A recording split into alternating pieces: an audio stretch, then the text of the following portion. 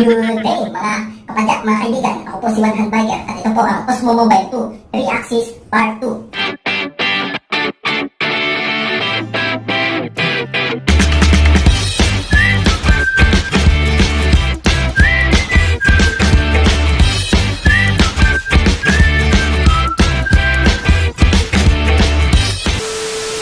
Sa part 2 na ito ay itatalakay ko po sa inyo ang mga basic controls.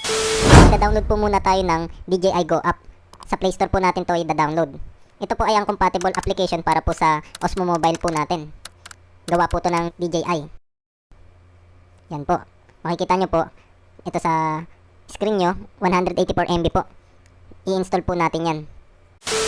Okay mga kaibigan, habang hintay po natin matapos yung downloading, magsa-shoutout muna po ako. Shoutout po kay Better Days, kay Sherry Palomero, kay Ben Mamuyak, Marias Official, Solidos Amigos Amigas, solid po yan. Mac Grapi, Jemister, Gams Vlog, Kundiman Maruhab, MTV Playgrounds, Bikeaholics, at kay The Hidden Jam. Shoutout din po sa mga kapadyak natin dyan at sa mga kateki at mga katutugan at kusina po. Yan po, salamat po sa mga panonood. Balik na po tayo kay Osmo Mobile 2.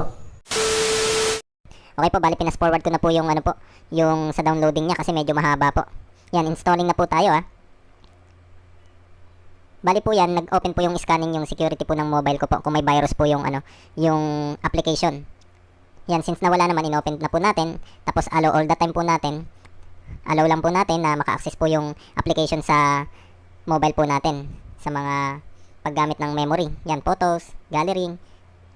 Agree na po tayo dyan. Check in, agree. Bali po ito, yung mga option na to, pwede po natin tong i-off or i-on. Nasa na po yan. Minsan, pwede nyo po yung ano lang po sa DJI device, GPS information or hardware information. Kasi, itong application na to, more on sa ano po, mga drone. Kaya pag inopen nyo po tong application na to, may makikita kayong mga drone na icon. Ayan na po, inopen na po natin. Tapos skip. Sa unang open po natin ito, kailangan po natin ng connection dahil kailangan po natin mag-sign up po. Tara, sign up na po tayo. May form po nalalabas dito na registration form. Tapos, i-type po natin yung email address po natin para makapag-register.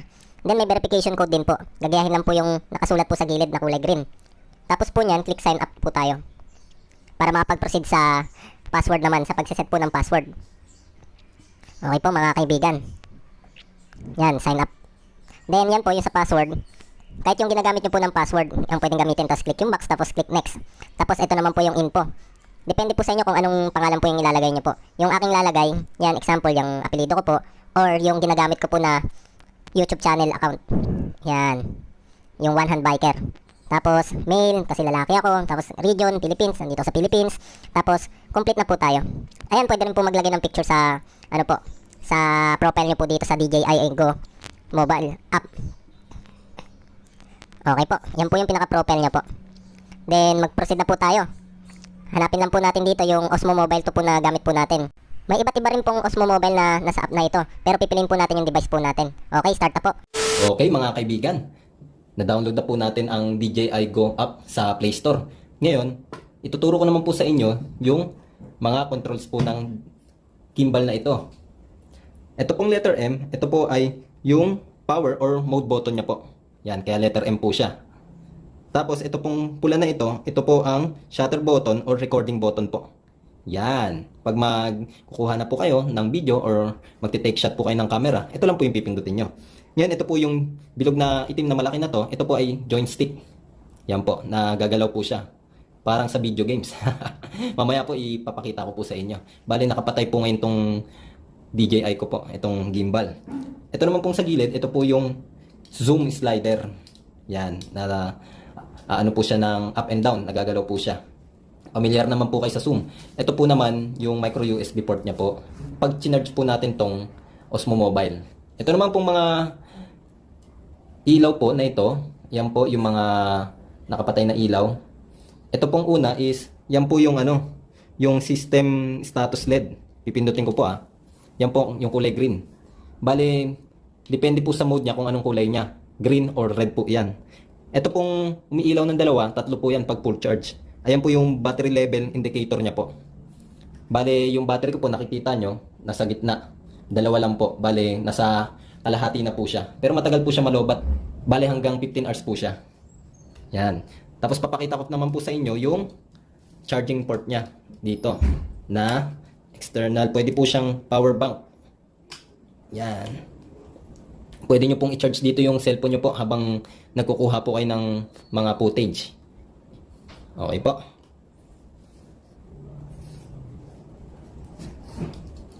Bale, ang gamit ko po ay naka Osmo Mobile base po ako. Yan. Para pwede ko po siyang bitawan. Kasi yung gamit, yung lamesa po namin palubog baka tumaob.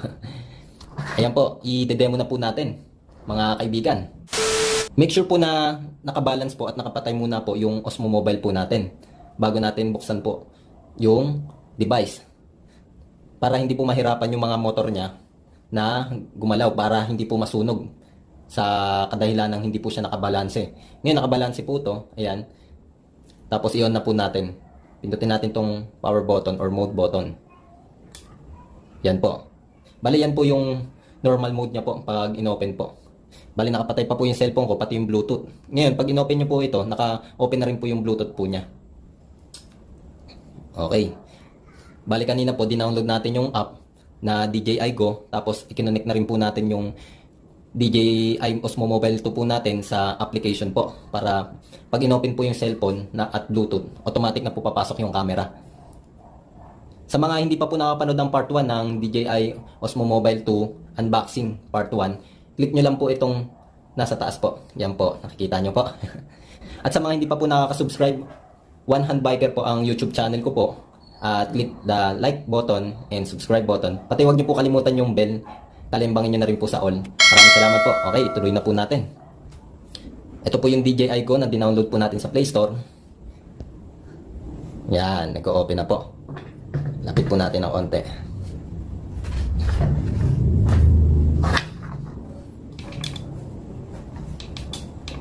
Yan.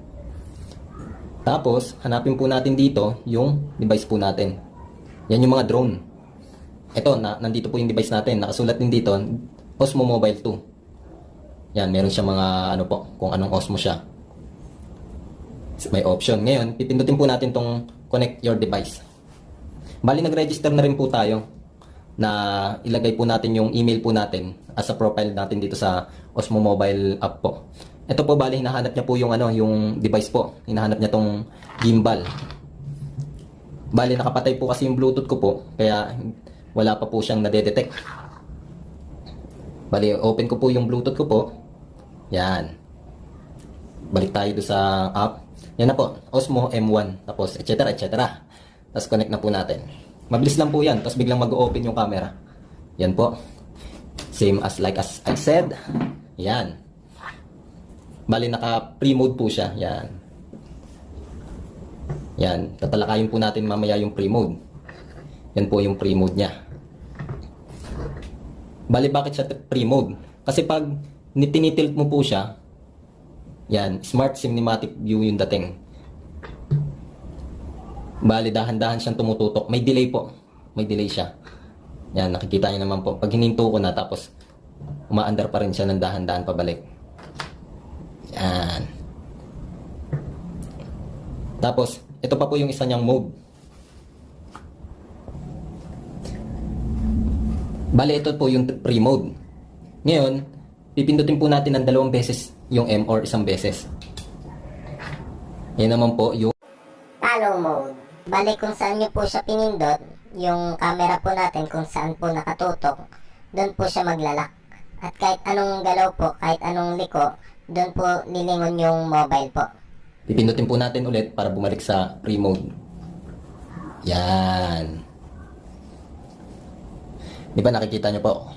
Tinutok sa Apple. Yan, tinutok siya sa Apple po Tapos, pipindutin ko yung M. Yan. Hindi niya iniiwan sa screen yung Apple po. Tapos kahit iikot ko po to, hindi siya sumasabay. Yan po. Tinatrack niya po yung Apple Yan. Tinitignan niya lang. Makikita niyo po. Ayan. Hindi niya iniiwanan. Kahit iangat ko po, or ipaba. 2 beses na pindot po nitong mode po. 1, 2. Yon, bali mag-aano siya sa normal mode po. Bali kung saan nakatutok po tong gimbal po, doon po siya tututok. Yan. Ngayon, para po ma-front facing naman po, pipindutin ng 3 beses po itong M, itong mode button. 1, 2, 3. Yan po, nag-shift siya po. Bale, ito, nakikita nyo po ako ngayon. Nagsasalita in front of the camera. One hand biker. Tapos, pag gusto nyo pong ibalik, i-press nyo lang po ulit ng 3 times yung mode button. 1, 2, 3. Yan, bumalik na po tayo sa Apple. Ayan po yung default. Ito naman po yung pinaka-joystick niya. Ito, up, titingala, down, yan po, up. Sa pag-video po, hindi po mabilisan ng tulad ng ginagawa ko po. Kailangan, ano lang po, smooth, yan, katulad yan. Para may cinematic po talagang dating. Tapos nababagalan din po yan sa option ng up po, sa settings na itong DJI Go up. Tapos yan po yung left, right, tapos up. Sabi nung iba wala raw diagonal to, pero ang nakikita ko may diagonal ano siya po, mode. Yan, sumasabay yung ano niya. Ito naman po yung zoom. Papakita ko naman po sa inyo yung zooming niya. Yan. Marami nagrereklamo sa zooming ng DJI pag Android phone ang nakakonect po. Kasi yan nga, nakikita nyo, hindi siya smooth eh. Pero hindi siya big deal para sa akin. Yan. Hindi po siya big deal, depende sa ano, sa pagpindot eh. Siguro masyado nilang nila dinidiinan po masyado. Nabibigla po nila. Dapat dahan-dahan yan. O kaya kung napapangitan sila, pwede naman po nila i-edit sa mga editing app po na Android app. May mga Android app naman po tulad ng KineMaster, yan po. Filmmaker. Yan, marami na pong bihasa gumamit po niyan. Okay. Ituturo ko naman po yung sa recording. Bali sa recording niya po, ito naka-normal po tayo. Nasa normal mode po tayo ng recording. Yan po. Tutok natin sa Apple. Ito po normal mode. Ito po sa inyo. Yan ang normal mode. Mayroon diyang auto. Ayan po, nandun na tayo sa automatic. Tapos may time lapse. Tapos hyperlapse, pati M-time-lapse. Tapos ito po yung, meron din siya ditong switch ng front face. At babalik siya sa rear cam po. Tapos ito po yung setting. Yan po. Meron tayo dyang setting ng camera. Yung sa sensitivity po ng zoom, yan, nilagay ko sa slow. Tapos itong save unstitched pano photos, para po yan sa sa panorama.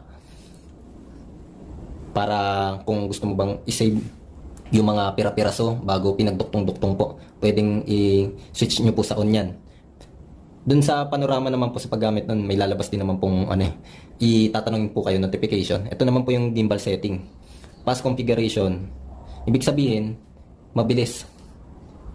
Pag niliko mo po, liliko siya kagad. Ayan, may medium, slow. Tapos sa mga, dito naman po may nakasulat calibrate. Na-try ko na po ito yung calibrate, horizon. Ayan, yung left and right niya, pati Ito naman, auto calibration. Kunwari, hindi nyo naipantay po na maayos yung gimbal nyo po. Bali siya po yung magka-calibrate. Pero much better po na magandang maipantay nyo po yung gimbal eh. Pero may mga cellphone katulad nito, sobrang haba po. Pero nung una po kasi hindi ko ma-balance siya. Feeling ko, mabigat pa rin po yung dito niya sa may camera side. Ngayon, nag-order po ako sa Shopee ng counterweight. Then, ayun po, yung sa joystick control direction, merong horizontal, vertical, tapos merong free. Yan po. Sorry po, hindi makita sa camera natin. Kasi masyadong maliwanag. May free po siya na nakasulat. Yan. Ayan po yung mabagal niya. Nakita niyo po yung sa slow. Yung sa camera setting po kanina. Ayan, fast configuration. Ayan po yung slow. Ginagalaw ko po yung joystick. Lagay naman po natin sa medium. Yan. Masasabi natin parang sakto lang. Kaya siya naglagay po ng mode na ganyan. Kasi para sa mga, dito sa para maiwasan yung biglaan. Katulad dyan sa slow. Kahit nakatodo na siya, mabagal pa rin. Smooth. Unlike sa fast. Yan. Mabilis po, di ba? Nakikita nyo ang tulin. Yan. ang tulin. Yung medium, medyo okay naman. Okay din. Depende sa ano, sa scene ng pagkukuhaan nyo po. Depende sa scene ng pagkakagawa po ng movie or pagkuha nyo ng video.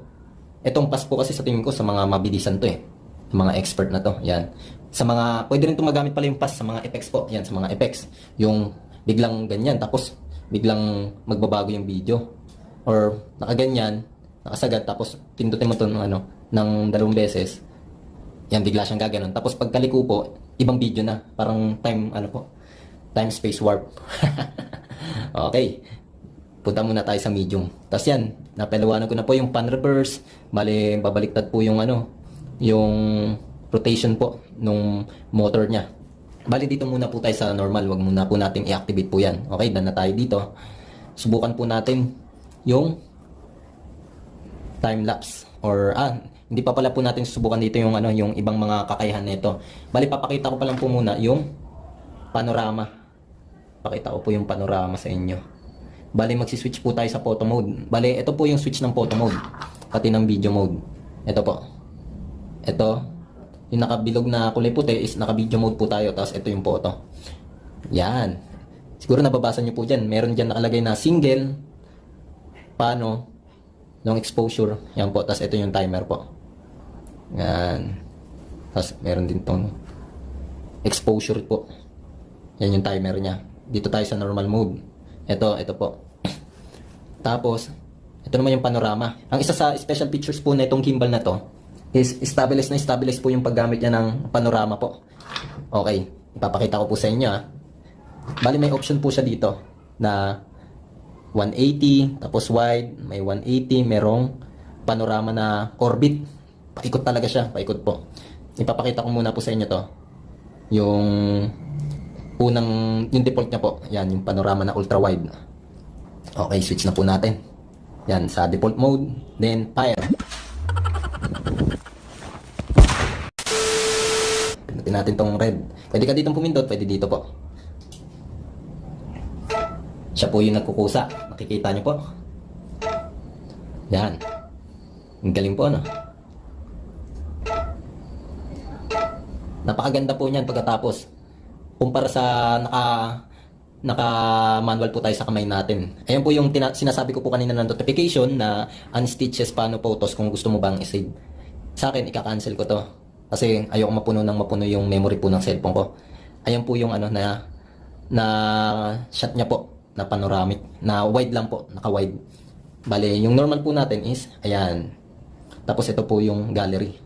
Tingnan natin yung pagkakaiba po. Makikita natin yung kurtina hanggang dito, tapos yung sa lamesa, yung guhit, yan yung lagyanan ng DJI, yung itim, tapos yung sa pinto. Punta tayo sa normal. Yan, di ba po? Hindi kita yung yung guhit dito ng lamesa. Tapos yung sa kurtina, hindi masyadong white po yung kuha nitong sa normal po. Yan po yung sa shutter. Alam ko po, ayun po, pwede siyang i-cancel. Pindutin nyo lang po ulit yung shutter. Subukan po natin yung yung 180. Yan, mas mahaba po yan. Ganun po natin para may pakita ko po sa inyo yung movement po niya. Okay, fire. Di ba? Ang galing po. Sa akin, worth it na worth it po to. Kasi isa lang po yung kamay ko, mga kaibigan, mga kapadyak. Laking tulong po sa photography to, pati sa mga videography, pati syempre sa pagsisave ng mga memories namin sa buhay. Mga footage, mga magagandang alaala. Mga inspirational story, pati sa biking activity po. Ayan, natapos na po. Loading na. Yan, tinanong ulit tayo. Hindi ko siya in-off, don't show again. Hindi. Kasi baka minsan maisip ko isave bigla Yan, di ba po? Nakikita nyo. Kitang-kita nyo po. Walang guhit, walang sumablay. Hindi katulad pag kamay lang po ang gamit natin. Di ba po minsan, napibengot. Yung mataba. Naging ting-ting. Papakita ko naman po next yung orbit. Close natin. Tayo sa orbit. Yan, medyo matagal to Gusto ko makita nyo kung paano. Medyo wide na wide yan. Ewan ko lang nakita ko. Ewan ko lang mga kaibigan kung nadali ako Kasi wide na wide talaga po yan Hoy, nadali yata yung asawa ko. Si Direk nasa likod po. Mapapalo na ako nito ni Direk. Love you, Direk. Love you to daw. Nadali nga ako. Hoy! Yan. Nakayuko na siya. Di ba ang galing po? Para siyang mini robot na AI. Mamaya ipapakita ko po sa inyo yung isa pang special features niya po. Yan! Rendering na!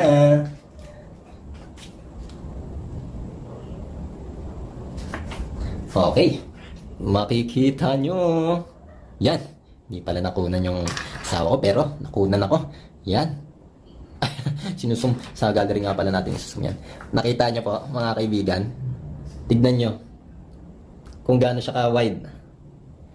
Taas baba rin. Kinuhaan niya. Pati yung hagdan namin, no? Sa likod. Sa likod ko yan. Nakunan niya po. Pati ako nasa tagiliran na. Di ba ang galing? Worth it na worth it po. Papakita ko naman po sa inyo yung isa pang features niya po. Ang time-lapse. Pakita ko po sa inyo yung time-lapse ha. Hyperlapse, time-lapse. Itong M time-lapse. Siguro, familiar naman po kayo sa sa time-lapse po eh. Ayan po yung mabilis na footage. Isiset mo siya kung gaano kabilis. Yan po. Yung interval, duration, yan. Kung gaano kabilis. Tapos, kung ilang segundo siya liliko, magtitilt po. Unahin ko na muna po itong mode time-lapse, itong M time-lapse. Bali po itong M time-lapse, itututok nyo po kung saan nyo gustong tumingin. Kunwari, dito diagonal, tapos sunod sa baba, tapos sunod sa taas, sunod doon sa dito sa gilid, dito sa kaliwa. Okay, gagawin ko na po. Yan. Una, doon ko siya tinutok sa Osmo Mobile. Pipindutin po natin tong add dito sa bar button na yan. Itong, hindi ko alam tawag yun eh. Basta nakalagay create position, yun na lang po. A, gumawa ko ng A. Ngayon, ililiko ko po dito. Medyo likod to. Yan po. Patalikod, pipindutin ko po ulit yung plus. Ang lalabas dyan is B. Then, itututok ko naman po sa baba. Sa baba naman po tayo. Baba. Yan. Or, tayo ng subject. Ito na lang, sa anino niya. Pindutin natin yung plus. Tapos, liko naman tayo. Pwede tayong gumawa ng kahit ilan po. Yan, punta tayo sa sa likod. Hindi ko na mapindot. Okay, papapindot ko kay Direk. Yan, tututok ko sa akin ha. Yan, pinindot na po yung plus. Tapos, pupunta rin naman tayo dito sa cortina. D. Okay, tama na po yan. Nakakaapat na tayo. Ngayon, lagay muna natin dito sa default. Diyan sa harap. Para kita nyo. Then, pipindutin po natin yung next. Tapos yung interval kung ilang segundo po. Duration, 1 minute. Tapos, 1 seconds. Ito mabilis lang po ito eh. Pero dito na natin ilagay po para hindi kayo mainip. Sa 1 seconds. Tapos 1 minute na duration. Okay, fire. Ano pala yun? Too short. 2 minutes. Yan. Nakikita nyo po kusang gumagalaw po. Doon ko siya tinutok po kasi kanina nakatagilid yung yung gimbal. Kaya lumiko muna po siya. Hindi siya nag-picture. Hinanap niya muna po yung direction. Ayan po. Bali sa likod yan. Tapos, baba. Sa anino niya po diba? Kanina sa anino ko po siya tinutok. Yan. Bali itong Osmo Mobile po na ito ay 2018 po siya nilabas itong Osmo Mobile 2. Bali nasa 7,000 po. Mahigit. Ngayon 2020, ganun pa rin po yung ibang presyo niya. Nasa 7,000 nakikita ko po sa mga store. Sa Lazada, sa Shopee. Tsambahan po talaga yung makakuha ka ng mas mababa po. Nakuha ko to ng mas mura nung nakasale sa Shopee. Yan po, yung next niya po, nakaharap sa akin. Makikita niyo po ako dyan. Yan, malapit na po siya. Makakakita na po siya ng bakulaw. Yan, nakita niyo po ako sa time-lapse. Hindi niyo pala po nakita. Mamaya papakita ko po. Woohoo! Nakakarang naman. Kailangan ko may steady na matagal. Kasi, masisira yung image. Yan. Sa taas ko naman siya tinutok. Diba? Automatic. Siya na mismo po yung kumikilos. Bali nakaset po yan sa 2.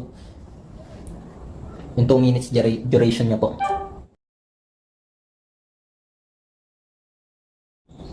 Yan.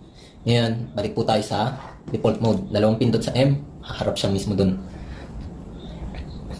Ito naman po, yung pitch lock.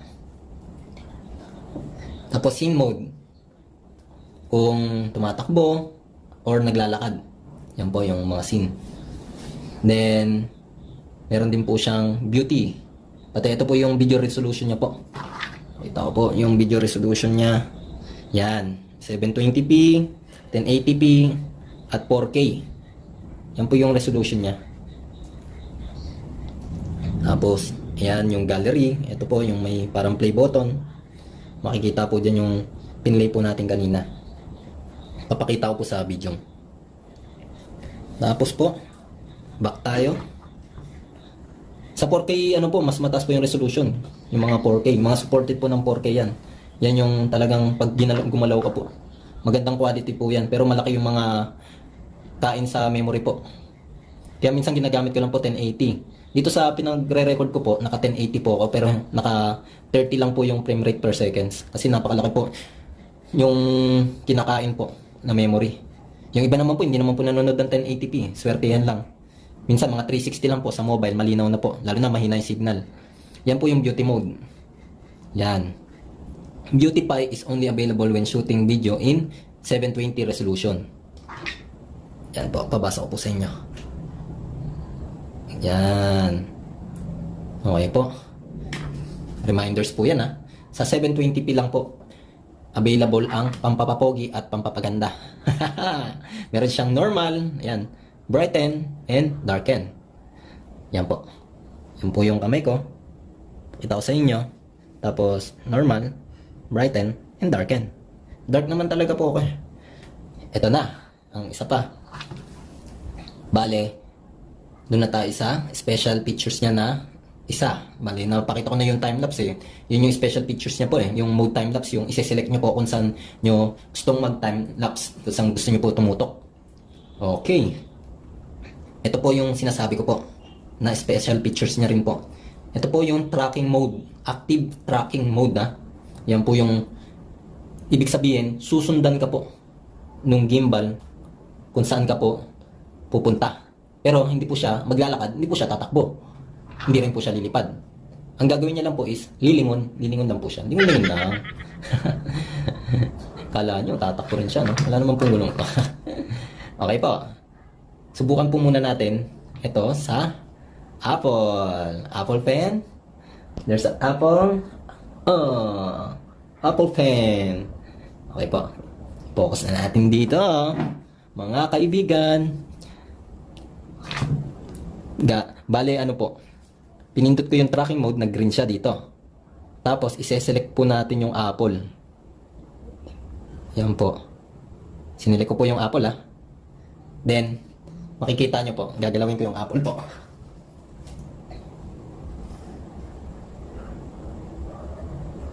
Yan. Bali, medyo na, nag-scanning po siya, kinikilala niya yung Apple, eh.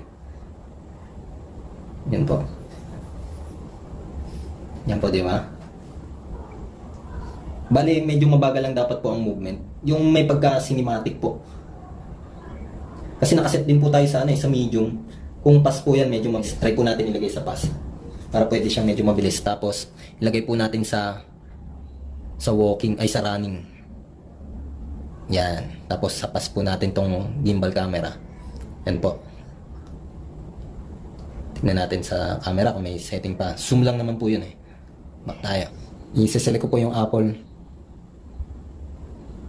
Anong subject?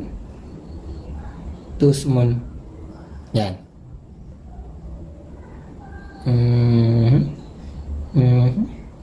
Nakikita nyo po? Ito po yung active track.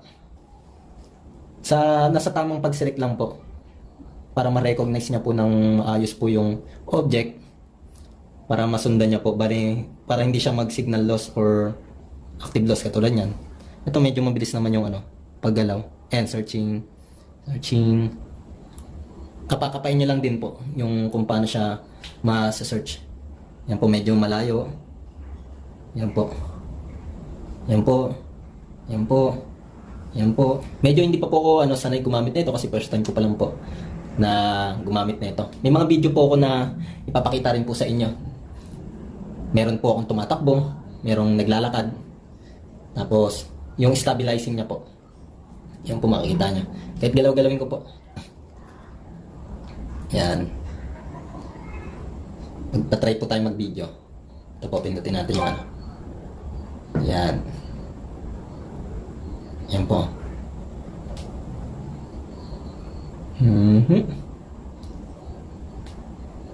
Pindutin ang isa sa free.